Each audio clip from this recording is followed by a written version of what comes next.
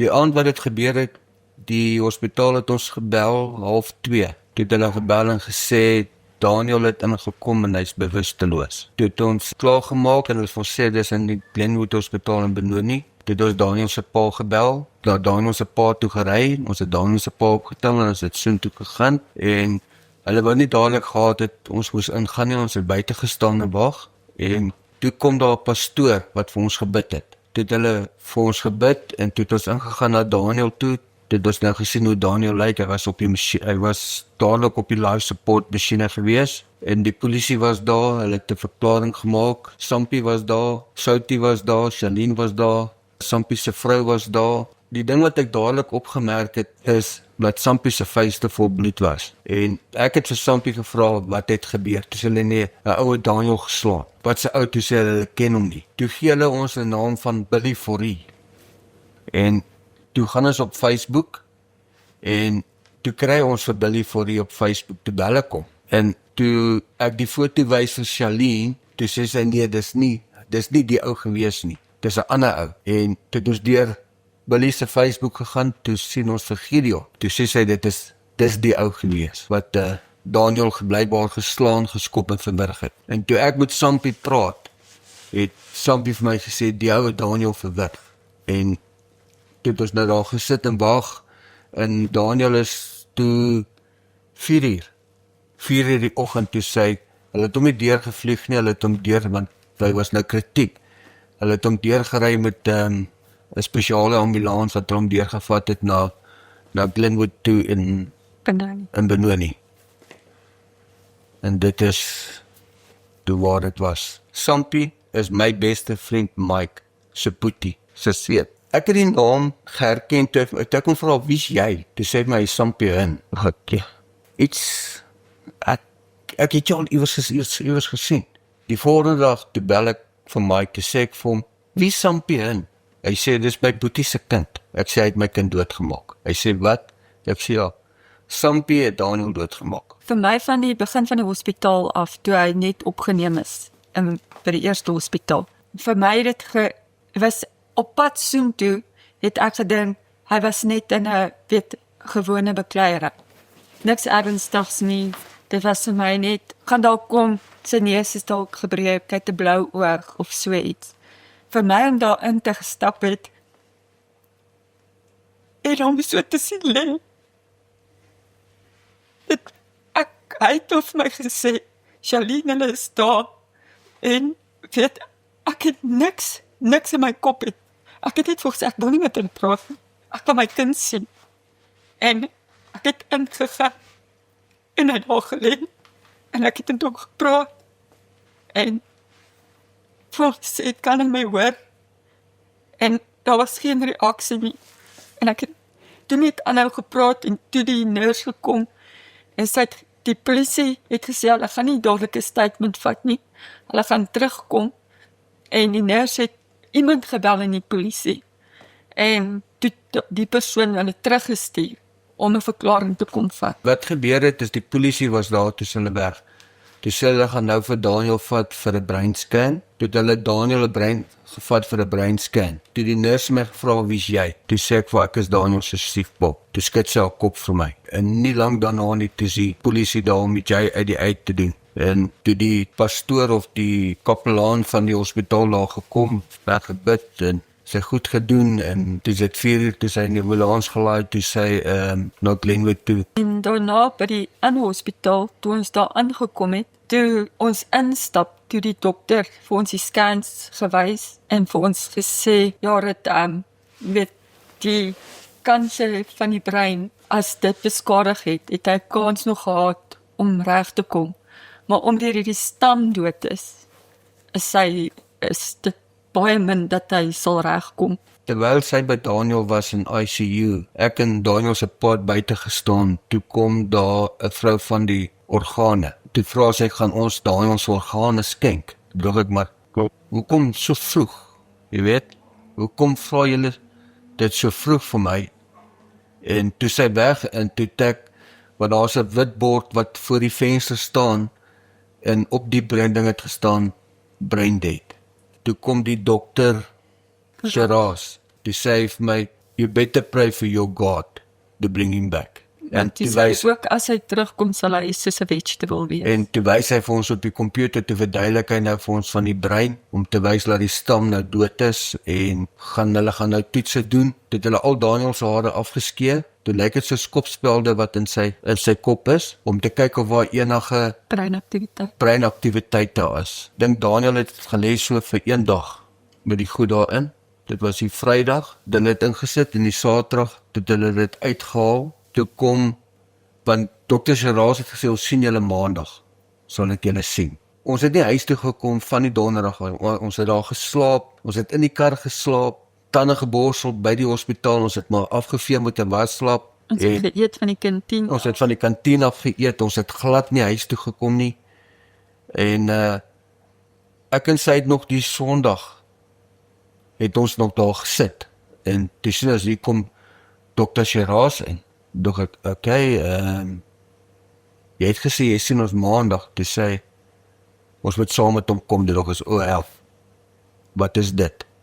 Die verduidelik hy aan ons, dat daar nie geen reaksie was op Daniel se brein nie, en die wet sê, voordat hulle hom kan doodverklaar, moet hulle 'n manual toets doen, en hy moet weer, en die ou wat saam met hom is, moet 'n dokter wees met meer as 5 jaar ondervinding in brein. Toe het ons daar gestaan, en hy het koue water in Daniel se oor gegooi, toe sê hy, daar's geen beweging nie, toe het hy, goed is sy oog gevryf, toe sê hy, daar's geen dit nie, en toe het hy die keel gekyk, laat hy skak. toe het hy Sal die, niks gereeld sien nie. toe het hy die life support losgemaak, om te kyk of Daniel op sy eie asemhaal, toe Daniel het nie gedoen nie.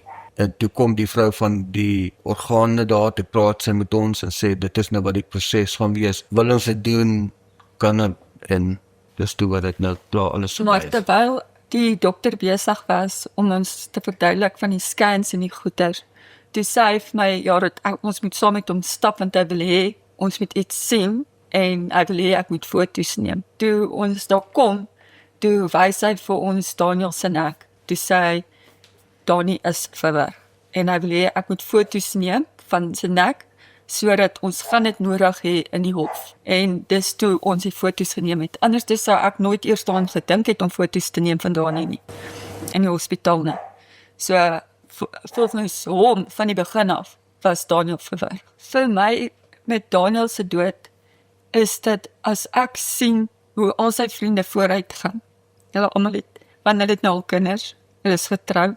Jy weet, my dogter het haar masters gemaak, en sy niggie het haar masters nou gemaak, en Dani het sy masters gemaak, maar hy het nie die vooruitsig gehad om dit te volg, om dit uit te lewe nie.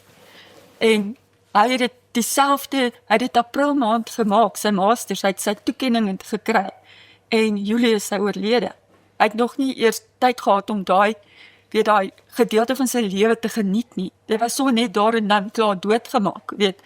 En vir ons, voel dit dieselfde. Ons lewe is daar en dan doodgemaak. Daar is geen verdere toekoms saam met hom nie. So, daar's net niks verder vir ons. Al wat ek oorlees, elke dag foto's te kyk, memories op Facebook, voice notes te luister waar ek gelag het, en gejoke het saam met sy vriende. Dis al wat mense oor het, dis elke jaar kyk jy dieselfde goed oor en oor, en daar's niks niets nie, niks. Jy het net geen troues nie, geen regte verjaarsdag, partytjies saam met hom, geen regte meer Desember op vakansie, beplanning saam met hom nie, niks nie. So jy neem nou hierdie terugsiet van niks, en jy sien hoe sy vriende vooruit gaan. En dit is net vir my onverstaanbaar. Hoekom? Hoekom moes dit gebeur? Hy was nie 'n kind wat verklei het nie, hy was nie 'n kind wat gevloek het, rondgeloop het, mense geskel het nie. Ek sit dan en kyk deur sy albums, en hy het in standaard 5 het hy 'n sertifikaat gekry waar hy sy hart aan die Here gegee het. Hy is gedoop, in matriek het hy gegaan, toe het hy hom gedoop, en weet jy, al die stappe, hy was 'n kind van die Here gewees, en dan wonder jy, hoekom het dit met so 'n kind gebeur, wat regtig die pad reg gestap het. En aan die ander kant kan ek net sê, as ek dink hoe dit gebeur het, en by die hof gesê, dit was vinnig, kan ek net vir die Here sê dankie. Dit was nie 'n lyding nie. Ek weet dit het alles vinnig gebeur. Die hof het gesê dit alles in reality van sekondes, minute gebeur. So, dis waar ek sê dankie vir die Here dat dit gou was. Ja, dis 'n groot leemte. Weet, ek en Daniel het baie dinge saam gedoen. Ek dink ons het dieselfde passie gehad. Ons het gaan kyk na vinnige karre, ons het probeer ons karre vinnig bou. Ons het nie altyd eye to eye gesien nie. Want weet, soos hy sê, waar is die vakansie daar? Weet, ons het al hier op promaand sê ek, Daniel, jy beter jou verlof insit, Desember is om die draai. En ek het aangehou, so dis Desember maand, gaan ons almal saam op verlof. Ek meen, Daniel het elke Woensdag aande dan hy daar by die huis gestop. Ek het Daniel elke dag 2:45 het ek hom gebel op sy tita. Elke liewe dag het ek hom gebel. En as ek van die werk op daai kant omkom, dan gaan ek daar om by hom. En dieselfde met hom, sy het elke dag vir Daniel 'n Coke en 'n chocolate of 'n pakkie chips gevat werk. Elke Vrydag van ek vir Lindy by die skool gaan haal het. Ja, Ek was my eerste stop by hom, want ek het eers vir by hom gery. En ek eers vir my pakkie chips en 'n Coke en 'n chocolate gevat, want ek het weet, as ek in Delmas kom vir Lindy, dan sy kry dieselfde. Ek meen, al hierdie goeders, wat sou hy gesê het van die BMW in die garage? Dis 'n vinnige kar, hy sou dit gelike het. En hy was altyd die eerste een wat my karre gery het. As ek hom gekoop het, was hy die eerste ou wat hom gery het. En daai eer is weg. Ons het op 'n Sondag drags toe gegaan, ons het op 'n Woensdag het ons drags toe gegaan. Nou sit ek en sy is alleen nie by die huis. Ons het nie, as ons iewers heen gaan, is dit nou maar dis net ek en sy. Daar's nie meer 'n Daniel nie, hy's weg. Hy was 'n loverboy. Die meisies was mal oor hom. En ek weet sy laaste gesprek wat hy gehad het met my was, hy gaan nou, is hy reg om 'n huis te koop. Hy wil 'n huis koop, en dan gaan sy pa by hom bly. En hy het dit altyd gesê. En die hele idee was, ons ou huis in Boksburg, sy beste vriend Robert, het die huis net langs ons gekoop. Ons het hier al besluit, ons het daar gepraat, ek en hulle gaan ons trek, dan gaan ons die muur uitbreek, dan is nou een groot erf en Ons het die swembad en hulle het nie. Swembad nie, dan is dit alles in. Alles beplanning gewees. En toe Robert nou uiteindelik in die huis intrek, toe staan hy nie daar nie. Dis ja, so, maar gelukkig, toe hulle beplan om die huis te koop, dan die Rita, ons is baie goeie vriende met hulle gewees, toe is hulle alreeds uit die huis uitgetrek. Toe het sy vir Robert die sleutel gegee, toe het Robert en Dani en Christel het toe 'n kuier daar gehad. En toe hulle nou uiteindelik intrek, toe is Dani nou nie daar nie, toe die koop nou deur is en alles. So toe is daar nou 'n housewarming sonder hom. Maar soos Robert sê, gelukkig het hulle darm bietjie gekuier saam in die huis, maar voordat hy dit gekoop het. Die hoofsaak was dit het my baie gevang. Die feit dat Gideon en sy prokureur so arrogant is. Ons sal byvoorbeeld daar kom, Jacques en Sampiet hulle altyd een kant gehou. Maar Gideon en sy prokureur was die hele tyd in jou gesig. Dan sal hy vir my staan en lag, en dan sal hy my aanmerkings maak, en ek laat dit nie toe nie. Dit is een van die redes hoekom hulle my geban het, toe die vonnisse opgelê is. Want ek mag by die hof gewees het, maar ek mag glad nie ingegaan het. In die hof ook, hoe hulle, Gideon se pa, hy het in die begin elke keer agter ons gesit, dan het hy sy bene gevat en die stoel gedruk, weet, sodat hulle provoke jou om iets te sê, sodat hulle iets kan kry om hom uit te gooi, want hulle weet hoe hy is. En so, of hy sal opmerkings maak agter ons. En dis hoekom ek toe vir die kinders gesê het, asseblief, moenie hof toe kom nie, want weet jy, hulle hou nie op nie, en dit werk hom op, en as die kinders begin opgewerk raak, gaan dit 'n groot bekleierery daar uitgee. So dit ek die kinders baie mooi gevra, dit is nie dat die kinders nie belang gestel het om te gaan nie, dit is net, hulle het my gerespekteer vir hoe hy opgewerk raak, om eerder nie te kom nie. Die een vriendin van Dani was daar gewees, toe van die einde van die hofsaak, toe het hy vir haar gesê, Jared, at least kan ek nog my seun sien, sy kan nie haar sien nie. En dit sal ek hulle nooit vergewe vir wat Gideon se pa gesê het nie. So vir my die hofsaak was vir my net te lank. Dit het weet mense opgewerk en vir my het dit ook gevoel die prokureurs het naderhand jou nie meer gesien as 'n ouer nie. Hulle het jou gesien as 'n persoon wat daar sit en kyk vir 'n hofsaak. Vir die aanmerkings en goeders wat hulle gemaak het daarso. Dit is dit vat te lank en jy as ouer word nie meer herken daar nie. Want hulle sien jou nie hulle sien dit net nie meer raak nie. Ja, en Gideon se prokureur het met alles fout gesien. Hy sal die dag al kom as hy nie eens skoene laai en dan word die saak uitgestel. En soos die regter sê, Gideon se saak was 10 keer uitgestel as gevolg van Gideon. Ek meen die laaste keer wat hulle uitgestel is, toe hulle die aansoek gedoen om die saak uit die hof uit te gooi en toe die regter vir hom sê nee. Toe sê die regter het gesê ek gaan nie eens met jou daaroor praat nie. Dis net nee. Toe staan Gideon se prokureur op sy wil Hooggeregshof toe gaan. Toe is die saak uitgestel vir 9 maande. Toe daar nooit niks daarvan gekom het. Toe gaan ons weer terug hof toe. En toe sit Jacques se prokureur wat weer 'n probleem gehad het, wat weer vir 6 maande uitgestel het, want hulle wou ook Hooggeregshof toe gegaan het. Toe kom hulle terug om te sê ja, maar nou het hulle nie die geld nie, want die Hooggeregshof gaan oor R1 miljoen kos en die saak moet net aangaan. En toe kom daar weer 'n storie uit dat Jacques het vir sy swaar vertel en hy het daaroor gespog dat hy die ouens wat Daniel doodsverwrig het. Toe die mense blykbaar van Gideon gebel en Gideon se prokureur gebel en toe het hulle weer 'n uitstel gesoek en toe die regter het gesê sorry, jy het jou kanse verspeel. Die regter het ook gesê dit lyk nie of daai getuie wat wil nou voorkom om te sê dat Jacques gesê het hy het daar nie verwerk, wou nie kom getuig nie. En hulle het probeer nog uitstel en uitstel op dit kry. En toe het die regter net gesê sorry. Ons kan dit nie verder duld nie. Ek dink die regter het 'n fout gemaak. En hulle al 3 Daniel geslaan. So dit kan Jacques wees, dit kan Sampie wees of dit kan Gideon wees wat Daniel doodgemaak het.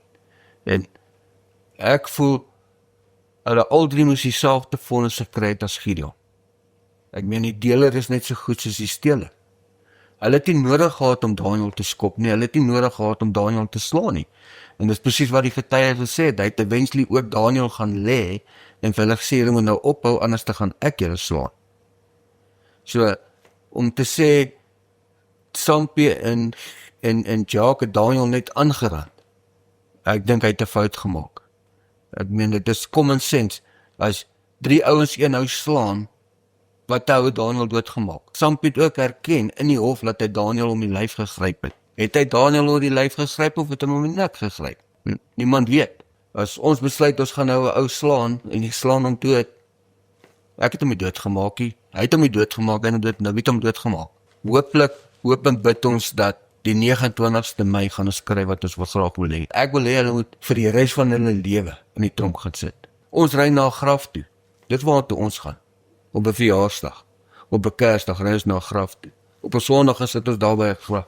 Kan nie met hom praat nie, ons kan hom nie sien nie. Ons sit en kyk vir 'n steen. Ek voel dit moes deurgegaan het as groepsmoord. Ek voel net hulle al 3, hulle soos Vinkel en Koljander. Hulle as jy jou vriende baie goed ken en Gideon het geslaan, dan weet jy al klaar, kyk hierso, ons spring in.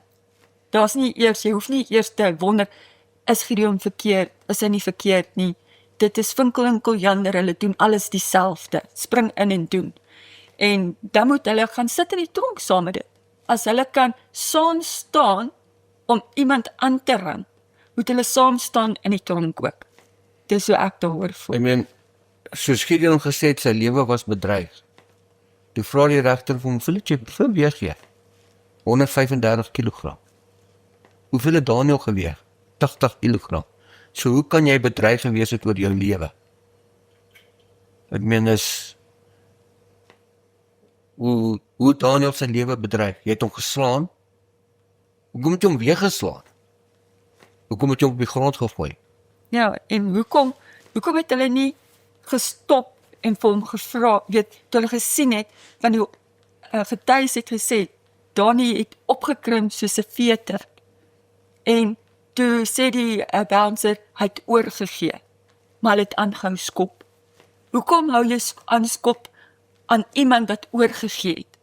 Wat niks, hy het homself probeer beskerm om op te krul en oorgegee. Ja, hy sê, eventually Daniel net gegaan en sy adem se show opgegaan en hulle het net aangehou. En dit wat hy oor Daniel gaan lê en gesê het, nou moet julle stop. Ek wil net hê, hulle al drie moet dieselfde vonnis kry. Daar moet nie geonderskei word tussen hulle nie, want vir my is dit, hulle het dit saam gedoen. En dit sal nooit die seer wegvat nie.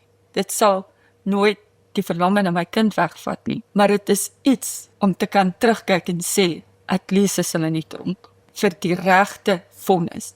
Ek wil nie uit die hof uitstap hiernatoe en dink, weet hulle kom oor 2 of 3 jaar uit nie. Hulle moet gaan sit vir dieselfde vonnis.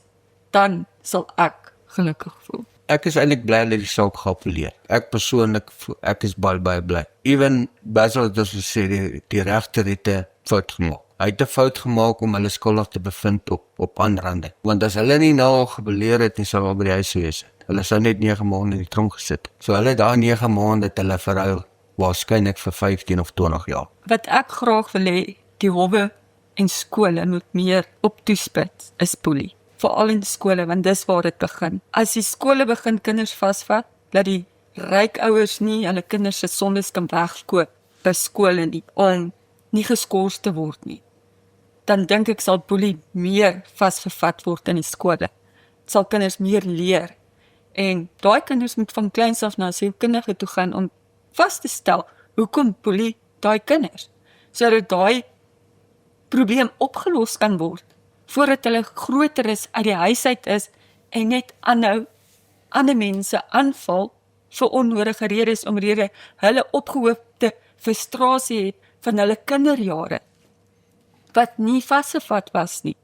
So vir my voel ek, vir my wil ek hê, die skole moet begin opstaan teen dit, en die howe moet begin daai mense vasvat.